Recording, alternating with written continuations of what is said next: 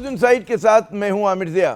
پاکستانی سیاست و معیشت دونوں پر غیر یقینی کے بادل نہ صرف چھائے ہوئے ہیں بلکہ وہ مزید گہرے ہو رہے ہیں۔ کئی اہم ترین سیاسی معاملات اور سیاستدانوں کے مستقبل کا فیصلہ جو ہے وہ اعلیٰ عدلیہ کے رحم و کرم پر ہے۔ سپریم کورٹ نے مخصوص نشستوں کا فیصلہ محفوظ کر لیا ہے۔ سنی اتحاد کونسل یا پاکستان تحریک انصاف کو مخصوص نشستیں ملیں گی یا وہ دیگر جماعتوں میں تقسیم ہوں گی یا پھر یہ نشستیں کسی کو بھی نہیں ملنی۔ سب کو انتظار ہے کہ اونٹ جو ہے کس کروٹ بیٹھتا ہے اور پاکستانی سیاست میں وہ جو ضلع وہ ایک ٹیڑھا پن ہے کیسے دور ہوتا ہے۔ ذرائع کا کہنا ہے کہ بظاہر سپریم کورٹ میں اس معاملے پر تقسیم نظر آتی ہے۔ چیف جسٹس جو ہیں قاضی فائز عیسیٰ صاحب کہ اس اہم ترین معاملے پہ اتفاق رائے پیدا کرنے میں کامیاب ہوتے ہیں، اس سوال کے جواب کا پورے پاکستان کو انتظار ہے۔ اسی طرح اعلیٰ عدلیہ نے یہ بھی فیصلہ کرنا ہے کہ 9 مئی کے واقعات میں ملوث ملزموں پر مقدمہ فوجی عدالتوں میں چلے گا یا نہیں۔ سابق وزیر اعظم عمران خان بعض مقدمات میں بری تو ہو گئے لیکن وہ ایک ذریعہ عبور کرتے ہیں تو ان کے سامنے ایک دوسرا ذریعہ موجود ہوتا ہے۔ 9 مئی کے واقعات کی منصوبہ بندی ہو یا القادر ٹرسٹ کیس، حکومت کے پاس ان کے خلاف الزامات اور مقدمات کی کمی نہیں، لیکن عمران خان کی بڑھتی مشکلات کا ہرگز یہ مطلب نہیں کہ شہباز حکومت جو ہے آرام سے ہے۔ جہاں حزب اختلاف کی جماعتوں کی طرف سے محاذ آرائی میں اضافہ ہو رہا ہے، وہیں خود حکومت کے جو اتحادیے کھل کر اس پر تنقید کر رہے ہیں۔ تازہ ترین لفظی گولہ باری صدر پاکستان آصف علی زرداری کی جانب سے ہوئی۔ پیپلز پارٹی کے ذرائع کے مطابق بلاول ہاؤس لاہور میں پنجاب کی جو پارلیمانی پارٹی کے ممبران سے انہوں نے ملاقات کی، اس دوران آصف علی زرداری صاحب نے کھل کر کہہ دیا کہ جی مسلم لیگ سے حکومت جو ہے وہ نہیں چل رہی اور اب وہ خود میدان میں آ گئے ہیں۔ زرداری صاحب نے یہ بھی دعویٰ کیا کہ وہ حکومت گرانا اور بنانا جانتے ہیں۔ آخر نون لیگ سے پیپلز پارٹی کی جو بڑھتی ناراضگی ہے کیوں ہے؟ ذرائع کے مطابق ابھی حالات اس نہج پر نہیں پہنچے پارٹی اور نون لیگ کی راہیں جو ہیں وہ جدا ہو جائیں، لیکن پیپلز پارٹی حکومت پر مسلسل دباؤ بڑھا رہی ہے۔ بجٹ کے ویژن اور وسائل کی تقسیم پر اختلاف ہے۔ پنجاب میں پیپلز پارٹی کو حسب منشا انتظامی معاملات میں اختیارات کا نہ ملنا، اس کی بظاہر جو ہیں بڑی وجوہات ہیں، لیکن حقیقت یہ بھی ہے کہ آج کے حالات میں حکومت مخالفت کا جو ٹکٹ ہے عوام میں بک رہا ہے۔ پیپلز پارٹی آئینی عہدے رکھنے کے باوجود حکومت سے نہ صرف دور رہنا چاہتی ہے بلکہ اس کی مخالفت کر کے عوام میں خصوصاً اگر آپ کہیں پنجاب میں اپنے لیے جگہ بنانا چاہتی ہے۔ فی الوقت نون لیگ مخالف کارڈ تحریک انصاف کے پاس ہے، لیکن کبھی یہی کارڈ جو تھا پاکستان پیپلز پارٹی کے ہاتھوں میں ہوتا تھا۔ تو اس اہم ترین موضوع پہ گفتگو کے لیے ہم نے زحمت دی ہے پاکستان پیپلز پارٹی کے سینئر رہنما سابق وزیر اطلاعات محترم قمر زمان قاہرہ صاحب کو۔ سفر میں ہے لیکن اس کے باوجود انہوں نے ہمیں وقت دیا ہے۔ اب ہم دعا یہ کریں کہ جو کنیکشن ہے یہ بالکل سٹیبل ہے۔ قاہرہ صاحب بہت شکریہ اپنا قیمتی وقت دینے کا۔ یہ بتائیے گا کہ جو ہم لوگوں نے اخبارات میں پڑھا، ٹی وی پہ رپورٹ ہوا کہ زرداری صاحب کے حوالے سے جو بیان آ رہا ہے کہ جی یہ حکومت جو ہے نون لیگ کی ناکام ہو چکی ہے، نہیں چل رہی، کیا کہیں گے؟ ایک دم اتنی شکایات کیوں ہو گئی ہیں؟ کیا پس منظر ہے اس بات کا؟ دیکھیے زرداری صاحب کل اپنے پارٹی کے کچھ لوگوں سے ملے، میں شامل تھا اس میٹنگ کے اندر جی، اور اس میں کچھ سابق ٹکٹ ہولڈر تھے، ان لوگوں نے الیکشن لڑے وہ تھے، کچھ تنظیمی امور کے لوگ تھے، تو ان کے ساتھ انہوں نے عمومی طور پہ اپنی پارٹی کے حوالے سے باتیں کی اور پارٹی کے ریوائول کے لیے کیسے کیا ہمیں لائے عمل اختیار کرنا چاہیے، اور اس پہ انہوں نے کچھ تھوڑا سا تجزیہ خان صاحب کے دور حکومت کا کیا، آج کی حکومت کو جو درپیش چیلنجز ہیں، اور اپنی جماعت کے بارے میں انہوں نے کہا کہ ہم نے ماضی میں بھی اچھے کام کیے، ہم نے یہ اقدامات اٹھائے، اور جو بات انہوں نے اہم کی وہ یہ تھی کہ اس حکومت کی کیا مجبوریاں ہیں۔ ان کا ٹیکسیشن کے نظام کے اوپر کے زمینداروں پر ٹیکس کے اوپر باتیں ہو رہی ہیں تو زمینداروں کو ٹیکس دینا چاہیے، اور یہ یاد رکھنا چاہیے کہ صرف بڑا زمیندار ٹیکس دے گا اور عام آدمی پہ ٹیکس نہیں جائے گا، لیکن یہ بھی بات درست ہے کہ اب ٹیکسیشن کے نظام میں مجبوریاں ہیں اس وقت پاکستان کے جو تو اس کا تجزیہ کرتے ہوئے انہوں نے حکومت کی مجبوریاں کا بھی ذکر کیا ہے۔ تو یہ جو میڈیا میں ایک رپورٹ آئی ایسے ہی جس کا کوئی سر ہے نہ پیر ہے، اس کا تو وہاں ذکر بھی نہیں ہوا، کیونکہ اس سے جو ایک بظاہر ایک پیغام ملا کہ پیپلز پارٹی نے حکومت کو سہارا بھی دیا ہوا ہے، نکیل بھی ڈالی ہوئی ہے، بڑا نازک کھیل کھیل رہے ہیں آپ لوگ۔ ریاست دیکھیے، اگر اس وقت موجودہ حکومت کوئی غلطی کر رہی ہے تو ہم اس کی نشاندہی کریں گے۔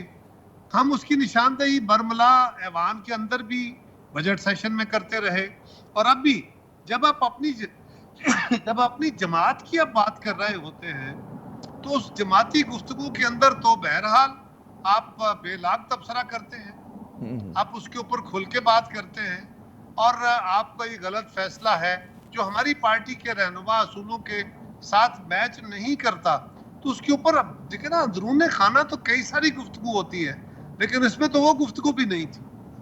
اچھا یہ بتائیے کہ جو میری بات ہوئی کچھ پیپلز پارٹی کے اپنے اور وہ بھی سینئر لوگ جو کہ قریب ہیں، بلاول صاحب کے قریب ہیں، زرداری صاحب کے قریب ہیں، اور یہ بجٹ سے پہلے کی بات ہے، کہتے ہیں 2-3 مسئلے پہ جو ہے بڑا تحفظات تھے۔ ایک تو یہ تھا کہ مطلب ایک ویژن کا مسئلہ ہے، بجٹ کا ویژن کیا ہونا چاہیے، اس کے اوپر اختلافات تھے۔ پھر پی ایس ڈی پی کی ڈسٹریبیوشن ایک ایشو تھا۔ پھر پنجاب میں ظاہر ہے کہ آپ لوگوں کے کام نہیں ہو رہے تھے، آپ کی مرضی سے اپوائنٹمنٹس نہیں ہو رہے تھے، تو 2-4 ایسے معاملات تھے سلگتے ہوئے کہ اس پہ بڑا عدم اطمینان تھا، بے چینی تھی پاکستان پیپلز پارٹی میں۔ کیا وہ مسئلے حل ہو گئے ہیں قاہرہ صاحب؟ دیکھیے جو اپوائنٹمنٹس کا ایشو ہے ہمارا بڑا سمپل کلیہ ہے، ہم کہتے ہیں کہ اپوائنٹمنٹ میرٹ پہ کرنی چاہیے، بالکل کریں، کوئی اعتراض نہیں ہے۔ جہاں تک تعلق یہ ہے کہ آپ نے ڈسٹرکٹ کے اندر ڈیولپمنٹ کرنی ہے، یہ گلیاں نالیاں محلے، یہ چھوٹے موٹے کام، یہ سوئی گیس بجلی کے کام جو کہ ایم این ایز کے نہیں ہیں، ایم پی ایز کے نہیں ہیں، لیکن اوور دا ایئرز ایک ایسا نظام بن گیا کہ اب لوگ ہمیں ہماری کارکردگی جانچتے ہوئے اس بات کا میئر کرتے ہیں، اس بات کا موازنہ کرتے ہیں کہ کون سے آدمی نے، کون سی جماعت نے کون سے ترقیاتی کام کرائے۔ تو اس میں اگر آپ اپنی جماعت کے لیے کچھ فنڈ رکھ رہے ہیں، یا جو ڈیولپمنٹ کمیٹیاں ہیں، فنڈ نہیں ہوتے بیسیکلی، تو ڈیولپمنٹ کمیٹیاں بنتی ہیں اور اس میں آپ پروجیکٹ آئیڈینٹیفائی کرتے ہیں، کام تو سرکاری مشینری نے کرنا ہوتا ہے، تو اس میں آپ جب آئیڈینٹیفائی کریں تو ہمارے لوگ بھی ان کمیٹیوں کے اندر شامل ہونے چاہیے، یہ ایک جائز مطالبہ تھا۔ پی ایس ڈی پی کے حوالے سے یقیناً اس کے اندر بیلنس ہونا چاہیے، بین الصوبائی، اور اس میں جو چیزیں ممکن تھیں وہ حکومت نے کہا کہ ہم کر لیتے ہیں، باقی پرنسپلی اگر آپ کی بات درست ہے تو ہم اس کو اگلے سالوں کے بجٹ میں اس کو بیلنس کر دیں گے، تو یہ ایک جائز بات تھی، اس کے اوپر ہم نے ایڈجسٹ کر لیا۔ اسی طرح اور کچھ چھوٹے موٹے ایشوز تھے، کچھ کمیٹی بنا دی گئی تاکہ جو معاملات آئندہ بھی اٹھے ان کو ایڈریس کر لیا جائے۔ تو یہ کولیشن کے اندر اس طرح کے تحفظات پیدا ہونا یہ کوئی اچنبے کی بات نہیں ہے، ہم کوئی ایک جماعت تو نہیں ہے نا زیاد صاحب، آپ ذرا غور کریں، بجٹ سپیچز اگر آپ مسلم لیگ کے ممبران کی سنیں گے تو وہ بھی تنقید کر رہے ہیں، لیکن الٹیمیٹلی وہ اپنی جماعت کو ووٹ بھی کر رہے ہیں، سو تنقید کرنا ایک طرف ہے، وہ تجاویز ہے، اب حکومت کی مجبوری ہے کہ یہ بجٹ اس طرح بننا ہے تو وہ دوسری اچھا اس میں یہ بتائیے کہ ویژن کا، آپ نے ویژن کا فرمایا، جی تو ویژن تو ہمارا اور مسلم لیگ کا بالکل فرق ہے، تو کچھ چیزوں پہ اتفاق ہی کریں گے نا، اور ان کے ویژن کے اوپر ہم کہیں گے کہ جناب ہمارا یہ ویژن نہیں ہے، لیکن اب لیڈ پارٹی وہ ہے، حکومت وہ کر رہے ہیں، لہٰذا ہم ان کو اپنا ویژن بتائیں گے اور کوشش کریں گے کہ ہمارا ویژن بھی جو ہے وہ ان کی پالیسی کے اندر انویسٹ ہو جائے۔ اچھا یہ بتائیے کہ پیپلز پارٹی ہمیشہ دعویٰ کرتی کہ جی عوام دوست، اس کا عوام سے زیادہ قربت ہے اور عوام کے مسائل کو آپ لوگ زیادہ وہ ترجیح دیتے ہیں، لیکن یہ جو بجٹ آیا اس میں پورا کا پورا بوجھ جو ہے وہ تنخواہ دار طبقے کے اوپر، اور جناب وہ لوگ جو پہلے سے ٹیکس دیا کرتے تو ان پہ بوجھ ڈال دیا گیا، پھیلایا ہی نہیں گیا۔ اس کے مقابلے میں حکومت نے نہ اپنے اخراجات میں کمی کی بلکہ مرات میں لوگوں کی اضافہ کر دیا، جو آپ کے ایم این ایز ہیں ان کی مرات میں اضافہ کر دیا، وزیر اعظم ہاؤس کا بجٹ بڑھ گیا، صدارتی محل کا بجٹ بڑھ گیا۔ کیا آپ کے خیال میں یہاں پر بیلٹ ٹائٹننگ کی کفایت شعاری کی ضرورت نہیں تھی، اور پیپلز پارٹی نے ان چیزوں کے لیے کیوں نہیں، مطلب یہ تو ایک مثبت قسم کی لابنگ ہوتی ہے نا کہ آپ اپنے خرچے کم کریں، کم نہ کریں، منجمد کر دیں بجائے بڑھانے کے؟ جی ضیاء صاحب، پہلی گزارش یہ ہے کہ جو بجٹ ہے وہ ہماری خواہش کے مطابق نہیں ہے۔ ٹیکسیشن میں اس دفعہ ایگریکلچر کلاس کو ایڈ کیا گیا ہے، اس دفعہ پراپرٹی کے ٹائکونز کو ایڈ کیا گیا ہے، اس دفعہ بہت سارے سیگمنٹس جو ایگزمپٹڈ تھے وہ ایگزمپشنز وڈرا کی گئی ہیں، ایکسپورٹ کے اوپر ٹیکس لگایا گیا ہے۔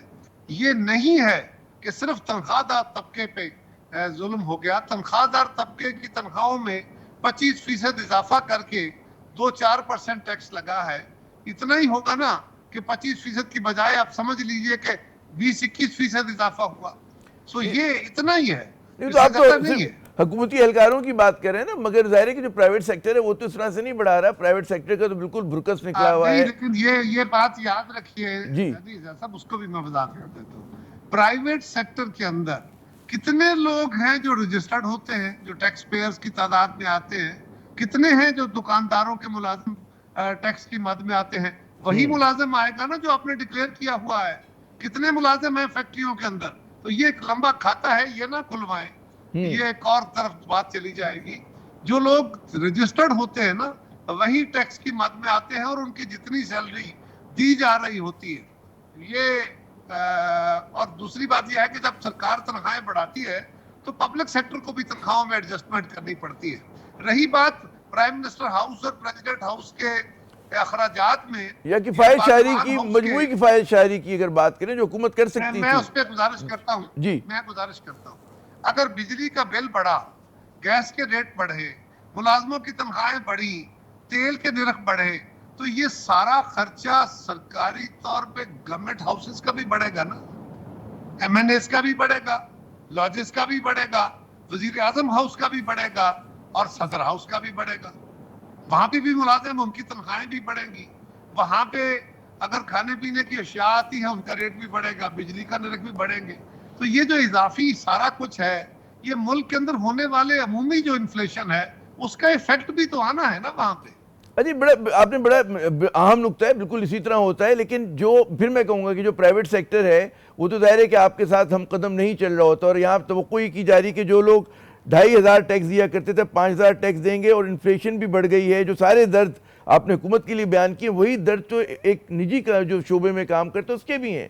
اور جبکہ ہماری یہاں معاشی سرگرمیاں کم ہو رہی ہیں، تو اگر زیادہ میرے خیال میں ایک بنتی بات جو بڑے بڑے جو ہمارے اکانومسٹ آرگیومنٹ دے رہے ہیں کہ کم از کم آپ منجمد کر دیتے، کچھ تیل کا خرچہ کم کرتے، باقی چیزیں کم کرتے، بجلی بچاتے، تو کہیں پر ہمیں بھی تو لگے ایک علامتی طور پہ حکمران اشرافیہ بھی قربانی دے رہی ہے. اپنی بیلٹ دیکھیں نا، گزارش یہ ہے کہ جو بجٹ آپ بناتے ہیں نا، بجٹ بناتے ہوئے آپ اپنا پچھلے سال کے اخراجات کو سامنے رکھتے ہیں، اور اس میں پروپورشنیٹ جتنا انفلیشن ہے اس میں اضافہ ہوتا ہے، جتنی تنخواہیں ہیں اس میں اضافہ ہوتا ہے.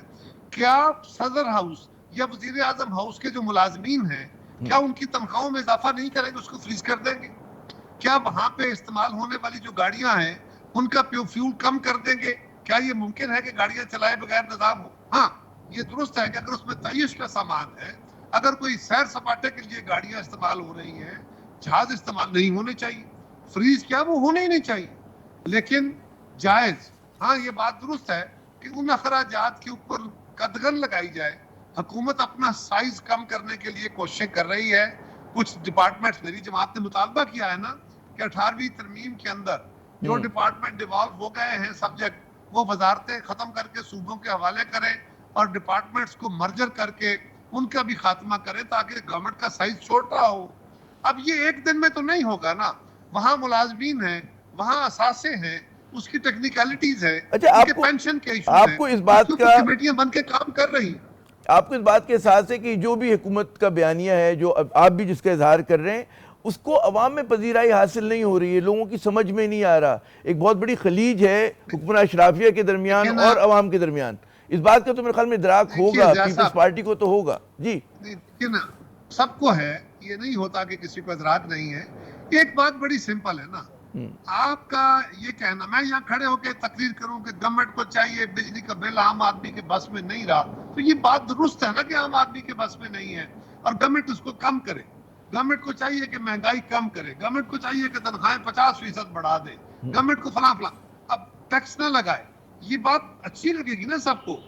اگر گورنمنٹ کے پاس یہ کیپیسٹی نہیں ہے، یہ گنجائش نہیں ہے کہ وہ یہ کر سکے، تو انہوں نے وہ کرنا ہے جو پاسبل ہے. میں نے وہ کہنا ہے جو آئیڈیل ہے، اور آئیڈیل اور پاسبلٹی کے درمیان جو سفر ہے، اس میں گورنمنٹ کا بیانیہ جو ہے وہ تو تکلیف دہ ہے، وہ مشکل ہے. وہ گورنمنٹ کے سٹیپس جو ہیں وہ عام آدمی یا خاص آدمی کی زندگی میں تکلیف دیتے ہیں، اور وہ تاجر یا بڑے آدمی کے منافع میں کمی کر رہے ہیں، اور عام آدمی کی بیلٹ اور زیادہ ٹائٹ ہو رہی ہے. تو اس میں گورنمنٹ کو ویزیبلی اپنے آپ کو بھی ٹھیک کرنا ہے، لیکن بیانیہ تو بہرحال وہی چلے گا جو اپوزیشن کا یا میڈیا کا ہے، کیونکہ اس کے اوپر خرچ کوئی نہیں آنا نا. جس گورنمنٹ نے خرچہ کرنا ہے اس نے دیکھنا ہے کہ میری آمدن کتنی ہے, خرچہ کتنا ہے, آمدن کہاں سے لینی ہے, خرچ کہاں کرنا ہے, اور پھر دنیا کے جو عالمی ادارے جن سے قرض لینا ایک مجبوری ہے, وہ ہم پہ کیا قدغنیں لگا رہے ہیں. اس سب کے درمیان بیلنس کرنا حکومت کا کام ہے, اور وہ بیلنس کیونکہ مشکل ہو رہا ہے.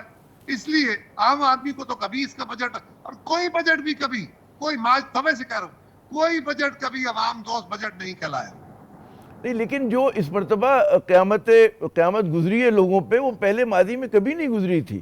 یہ مطلب ہے ہم بھی 30-32 سال سے یہی کام کریں, صحافت کریں, آپ ماشاءاللہ سیاست کے گرو ہیں, تو آپ کو بھی یاد ہوگا کہ اتنی تکلیف دہ صورتحال اور اتنی مایوس کن صورتحال, دیکھیں بات صرف یہ نہیں ہو رہی ہے کہ مطلب ہے کہ لوگوں کو تکلیف پہنچی, لوگوں میں مایوسی بہت زیادہ آ گئی ہے. کراچی جیسے کاروباری شہر ہوں, لاہور ہو, وہاں پہ اگر آپ بات کریں, بزنس مین سے بات کریں, لوگ اپنا بزنس ان کا چلانا مشکل ہو گیا ہے, لوگوں کا گھر چلانا مشکل ہو گیا, علاج معالجہ لوگ نہیں کرا پا رہے, بچوں کی فیس نہیں دے پا رہے. تو یہ تو صورتحال ہے, اور یقیناً آپ کا پوائنٹ ہے کہ جی آئیڈلزم اور پاسبلٹی, امکان میں فرق ہوتا ہے. تو چلیں, میں اگر آئیڈلزم کی بات کروں تو کیا حکومت کی مجموعی سمت سے آپ مطمئن ہیں قاہرہ صاحب؟ میں تو زیادہ صاحب اس کو ایک اور رنگ میں دیکھتا ہوں. جی, ہو سکتا ہے میرا رنگ درست نہ ہو, میرا طریقہ کار درست نہ ہو, میرا لینس درست نہ ہو. میں تو یہ دیکھتا ہوں کہ گورنمنٹ کے پاس ریسورس کیا ہے, آمدن کیا ہے, اخراجات کیا ہے, اور گورنمنٹ کے اوپر مجبوریاں کیا ہے. گیون سرکمسٹانسز میں کیا اس سے بہتر یا اس سے اچھی صورتحال پیدا کی جا سکتی ہے. عوام کو تکالیف آئی ہے تو وزیر اعظم نے کوشش کی ہے کہ جی جو بجلی کے منیمم استعمال کرنے والے لوگ ہیں ان کو ریلیف بڑھایا جائے, دیا جائے. اسی طرح ٹیکسیشن کو جو دیکھا جائے. لیکن گورنمنٹ کے پاس اگر کوئی اور آپشن نہیں ہے تو پھر کیا جائے. حکومت تو چلانی ہے, ملک تو چلانا ہے. میں سمت درست کرنے کی بات نہیں کہہ رہا, میں ایک مجبوری کی بات کر رہا ہوں کہ ان کے پاس اور آپشن کیا ہے. اور کاروباری طبقے کے لیے مجھے بہت احترام ہے, لیکن زیادہ صاحب اتنا ہی ہے کہ کاروباری طبقہ اس ملک میں ٹیکس دینے سے اعتراض کرتا ہے. ان کے ٹیکس میں اضافہ ہوا ہے, لیکن میں بالکل دعوے سے یہ بات کہتا ہوں کہ پاکستان کے بہت سارے نمبرز میں پرپورشنٹ میں دیکھا جائے تو 20% کاروباری پراپر ٹیکس نہیں دیتے, 10% نہیں دیتے پراپر. صورتحال یہ ہے, شمار لوگ ہیں جو, ایک منٹ چھوٹی سی, جی ایک منٹ, جو بہت ساری تعداد ہے دکانداروں کی جو ٹیکس کے پاس رجسٹرڈ نہیں ہے. یہ کہا جاتا ہے کہ جی ان سے ٹیکس لیں جو نہیں دیتے یا کم دیتے ہیں. تو زیادہ صاحب جو ٹیکس کی مشینری ہے وہ کہاں سے آ جانی ہے؟ کیا ان لوگوں کو نکال کے نیا ٹیکس کا سٹرکچر کھڑا کیا جا سکتا ہے؟ ہم نے پولیس کا نظام درست کرنا ہے تو کیا پولیس کے سارے لوگ ختم کر کے نئی پولیس کھڑی کی جا سکتی ہے؟ سو انہی سے آپ نے کام لینا ہے. یہ جن کی کیپیسٹی یہ ہے, جن کی استعداد کار یہ ہے, یا جن کے اندر کرپشن کا ایلیمنٹ یہ ہے, ان کو آپ نکال کے الگ تو نہیں کر سکتے. کہاں سے لائیں گے فرشتے سارے آپ؟ فرشتے لانا بڑا مشکل ہے اس ملک میں. لیکن ایک اور بات ہے کہ جو کارپوریٹ سیکٹر ہے ہمارا, وہ تو بڑا جائز ٹیکس دے رہا ہوتا ہے, اور ماشاءاللہ ٹیکس جو ہے تقریباً مل ملا کے 60% دے رہے, وہ ٹیکس 60% ٹیکس دے رہے, جو ہماری معذرت سے کہوں, جی جی جی صاحب نہیں ہے ایسا, آپ بھی جانتے ہیں, میں بھی جانتا ہوں. ارے خیر, یہ بحث دیکھیں نا, جو ہماری یہاں ملٹی نیشنل کمپنیز کام کر رہی ہیں پورا ٹیکس دے رہی ہوتی ہیں. ہمارے جو اپنے اچھے ادارے ہیں کارپوریٹ سیکٹر کے, پورا ٹیکس دے رہے ہوتے ہیں. ہاں وہ بھی چوری بھی ہو رہی ہوتی ہے. لیکن ایک اور بات ہے, ایگریکلچر سیکٹر بچا ہوا ہے. جی, میں نے عرض کیا کہ ایگریکلچر سیکٹر کو اس میں شامل کیا گیا ہے. اب گریجولی اس کو عادت نہیں ہے نا دینے کی, ایک دم آپ سب پہ ٹیکس لاگو کریں گے اور وہ ہڑتالیں کر کے کھڑے ہو جائیں, جس طرح ملوں والے کر دیتے ہیں, دکاندار کر دیتے ہیں. گورنمنٹ کیا کر پائے گی؟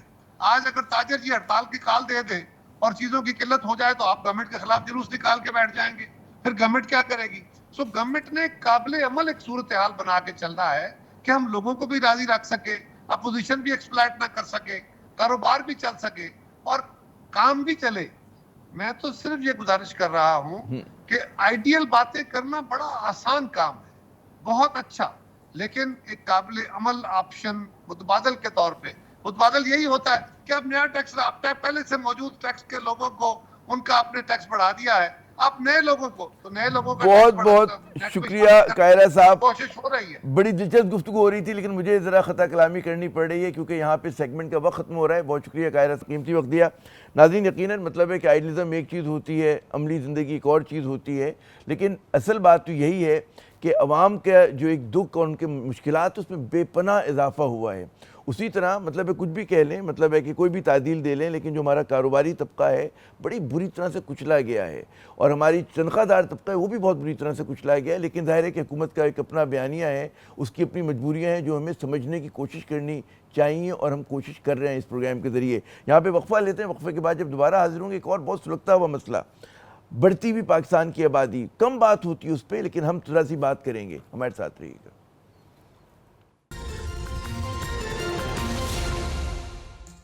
پروگرام میں ناظرین ایک مرتبہ پھر خوش آمدید. سیاست اور معیشت کے مسائل کے علاوہ بھی پاکستان کی جان کو بہت سے دیگر سلگتے ہوئے مسائل کا سامنا ہے جن پر ارباب اختیار اور حتیٰ کہ میڈیا کی بھی توجہ ذرا کم ہی رہتی ہے. ایک ایسا مسئلہ جو پاکستان کے لیے بقا کا مسئلہ بھی ہے وہ ہے تیزی سے بڑھتی ہوئی آبادی, جسے معیشت کے لیے ٹائم بم قرار دے رہے ہیں. لیکن اس کے باوجود یہ مسئلہ حکومت کے ترجیحی ایجنڈے پر ذرا کم ہی دکھائی دیتا ہے. تصور کیجئے کہ 1951 کی مردم شماری کے مطابق اس وقت کے مغربی پاکستان یعنی کہ موجودہ پاکستان کی آبادی 3 کروڑ 37 لاکھ تھی. آج وہ آبادی بڑھ کر 24.5 کروڑ ہے, اور ہمارا پاکستان جو ہے آبادی کے لحاظ سے ماشاءاللہ دنیا میں 5ویں نمبر پر آ گیا ہے. گزشتہ ایک برس میں پاکستان تقریباً 50 لاکھ نفوس کا اضافہ ہوا ہے, جو کم و بیش نیوزی لینڈ کی کل آبادی کے برابر ہے. یعنی کہ ہر سال ہم ایک نیوزی لینڈ پاکستان میں سمو لیتے ہیں. لیکن پاکستان کے دیگر سماجی و معاشی اشاریے جو ہیں وہ بڑے دل شکن ہیں. نیوزی لینڈ کی فیکس آمدنی جو ہے تقریباً $48,000 ہے, جبکہ پاکستان کی فیکس آمدنی $1,680. پاکستان میں پیدائش کی بلند شرح بچوں میں غذائیت کی کمی کی ذمہ دار ہے. یہی وجہ ہے کہ 5 سال سے کم عمر کے 40% بچوں کا قد جو ہے عمر کے لحاظ سے چھوٹا ہوتا ہے. اسی طرح زندہ پیدا ہونے والے ہزاروں بچوں میں سے 62 بچے جو ہیں, یعنی کہ 1000 بچوں میں سے 62 بچے پہلے ہی سال موت کی نظر ہو جاتے ہیں. ہر سال 11,000 خواتین حمل اور زچگی کی وجہ سے موت کے شکار ہوتی ہیں. پاکستان کی آبادی میں اضافے کی شرح اگر 2% سالانہ بھی رہے تو 2040 تک ہمیں مزید 1 کروڑ 55 لاکھ گھروں کی ضرورت ہوگی, اور 10 کروڑ 40 لاکھ نوکریاں جو ہیں ہمیں چاہیے ہوں گی. اسی طرح 57,000 نئے پرائمری اسکول بھی پاکستان میں آپ کو نئے بنانے ہوں گے. اس اہم ترین موضوع پہ گفتگو کے لیے ہم نے زحمت دی ہے پاپولیشن کونسل کی نمائندہ محترمہ سمیہ شاہ صاحبہ کو. سمیہ صاحبہ بہت شکریہ اپنا قیمتی وقت دینے کا. اگر ہم بات کریں کہ جی اگلے 10-15 برس میں پروجیکشن کی اگر ہم بات کریں تو کیا صورتحال ہوگی پاکستان کی آبادی کے بڑھنے کے لحاظ سے, اور اس کے کیا اثرات ہوں گے ملک کے اوپر؟ جی ہماری تیزی جو ہے آبادی کی جو تیزی ہے وہ بہت زیادہ ہے. ہمارے پاکستان کی جس سپیڈ سے آبادی بڑھ رہی ہے, آئی تھنک باقی ملک جہاں 60-70 سال لیتے ہوں گے ڈبل کرنے میں, ہم لوگ اس سے آدھے عرصے میں اپنی پاپولیشن ڈبل کر سکتے ہیں اگر ہم اسی سپیڈ سے ریپڈلی اپنی پاپولیشن کو گرو کرتے رہے.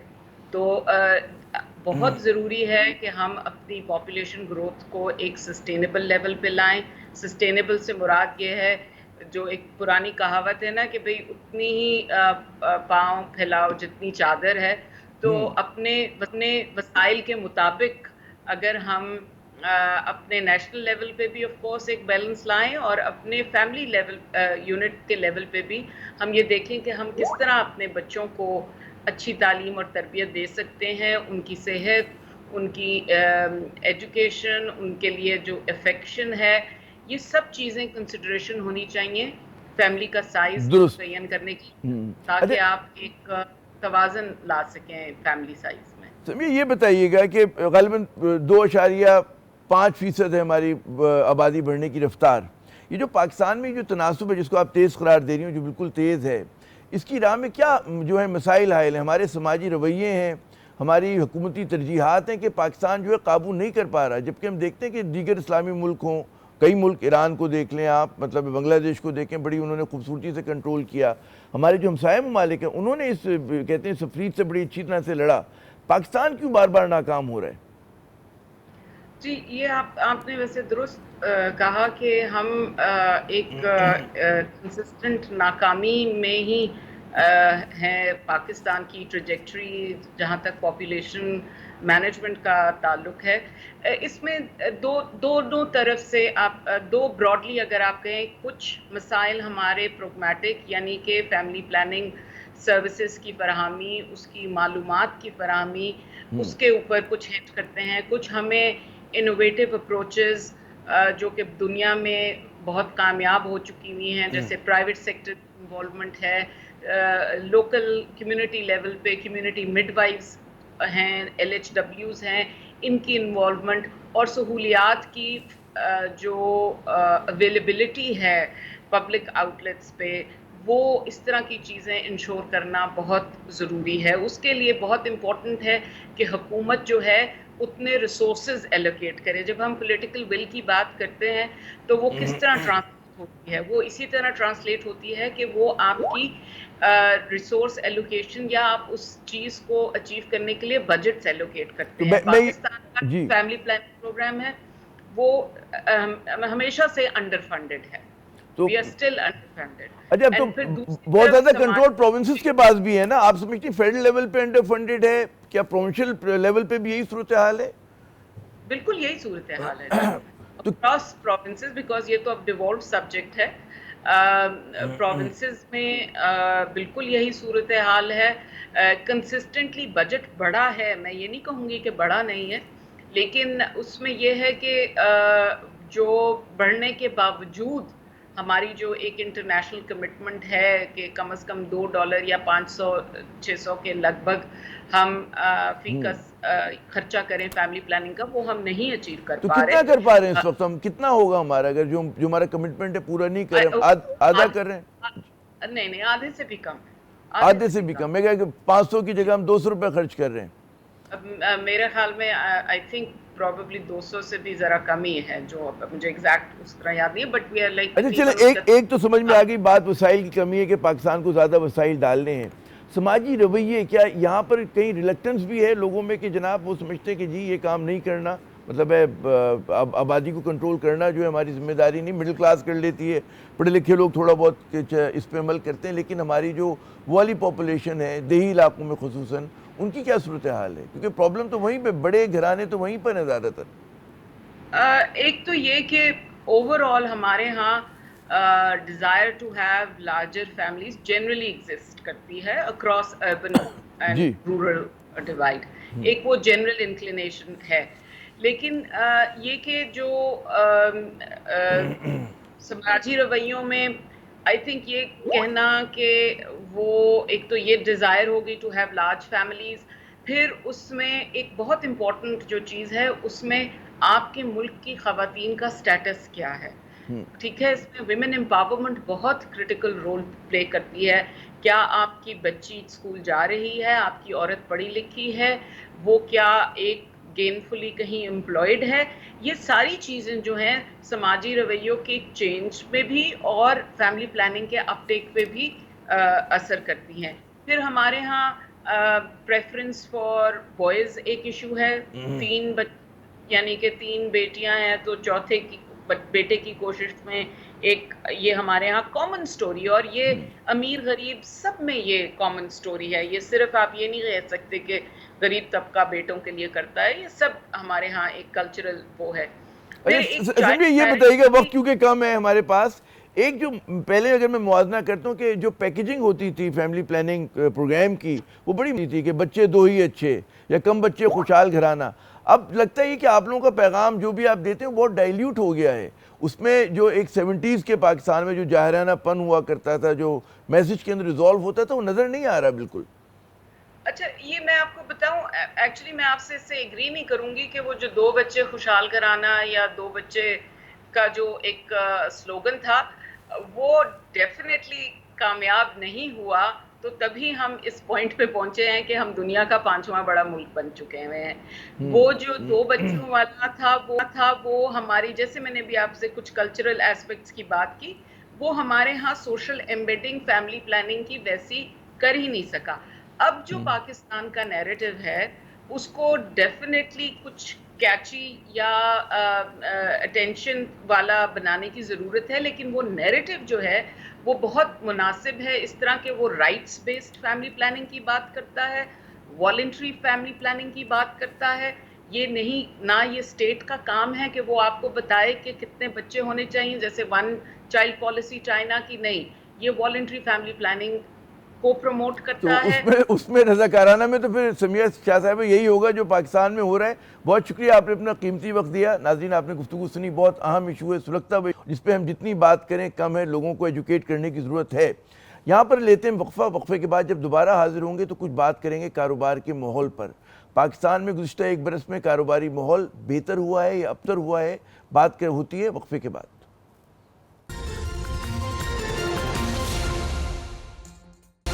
پروگرام میں ناظرین ایک مرتبہ پھر خوش آمدید. پاکستان کا کاروباری طبقہ اور کارپوریٹ ادارے صرف ٹیکسز کی بلند شرح, مہنگی بجلی اور گیس کے ہاتھوں ہی پریشان نہیں, بلکہ ان کی جان کو ملک میں بگڑتی ہوئی سیکورٹی صورتحال کا غم بھی لاحق ہے. Overseas investors chamber of commerce and industry کے تازہ ترین سروے کے مطابق ملک میں سیکورٹی کی صورتحال جو ہے مجموعی طور پہ بد سے بدتر ہوئی ہے. جون 2024 میں کیے گئے سروے میں 80% جواب دینے والوں کے مطابق پاکستانی معیشت کی شہر کراچی میں سیکورٹی کی صورتحال بگڑی ہے, جبکہ جون 2023 کی اگر بات کی جائے تو اس وقت یہ تعداد جو تھی 69% تھی. سروے کے شرکاء نے نہ صرف کراچی بلکہ پورے سندھ میں اسٹریٹ کرائم کے بڑھنے کی شکایت کی ہے. OICCI کے ملک میں اس کے جو ممبرز ہیں اس کا تعلق کم از کم 30 ممالک سے ہے, اور اس میں کوئی 200 کے قریب اراکین ہیں جن میں سے 75% کا تعلق کراچی سے ہے. یہ تنظیم پاکستان میں سرمایہ کاری کرنے والے بیرون ملک افراد کی اجتماعی آواز سمجھی جاتی ہے.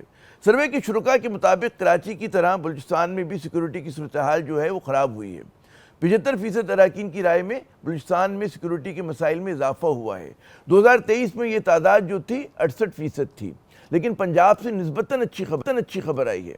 2023 میں 63% رائے دینے والوں نے یہ کہا تھا کہ جی سیکورٹی کے حوالے سے وہ خدشات ہیں.